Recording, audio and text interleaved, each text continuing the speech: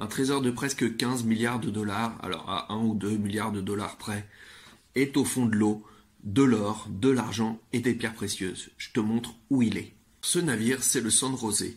Il a été coulé au large de Carthagène des Indes. Carthagène des Indes, c'est situé en Colombie, à côté de la ville d'origine de Shakira.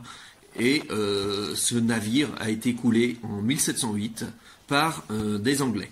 Donc tout simplement, les Espagnols avaient encore leur colonie en Amérique du Sud et ils rapatriaient régulièrement donc un chargement ou des chargements plutôt de l'or et de l'argent qui étaient extraits des mines d'Amérique du Sud.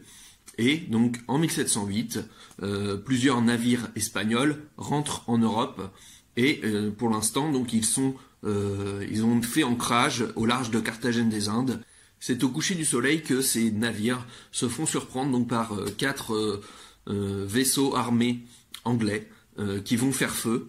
Et le San José va prendre feu tout simplement parce que l'endroit où était stockée la poudre va prendre feu et faire exploser le navire, donc qui va sombrer. Le navire jumeau, donc qui était le San Joaquim, va pouvoir rentrer à Carthagène en extremis. Et puis un troisième donc va être fait prisonnier par les Anglais qui vont récupérer la cargaison. Donc aujourd'hui, le San José gise au fond de l'océan, donc à 900 mètres de profondeur. Il y a des robots de l'armée colombienne qui ont commencé donc des explorations, notamment en 2015. Dans ce navire, près de 200 tonnes donc d'or, d'argent, de pierres précieuses.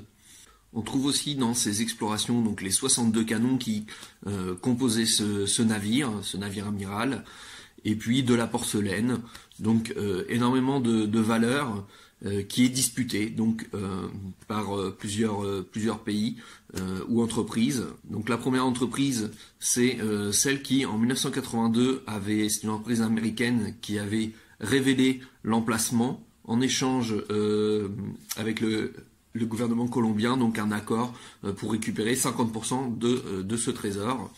En 2015, le gouvernement colombien a initié donc des nouvelles recherches et affirme avoir trouvé donc cette épave et refuse donc cet accord qui avait été signé avec les États-Unis avec cette entreprise américaine, tout simplement pour prétexte que les coordonnées qui avaient été fournies n'étaient pas les bonnes. Ce trésor est aussi revendiqué par l'Espagne, puisque le navire coulé appartient toujours à l'Espagne, puisque le fait qu'un navire soit coulé ne rompt pas la propriété du bien. Et enfin, une ethnie bolivienne donc, dont les ancêtres auraient participé à l'extraction des minerais revendique aussi une part de ce trésor. Donc il n'est pas prêt de remonter, même si le président colombien actuel a fait une priorité donc de remonter ce trésor avant la fin de son mandat, donc avant 2026.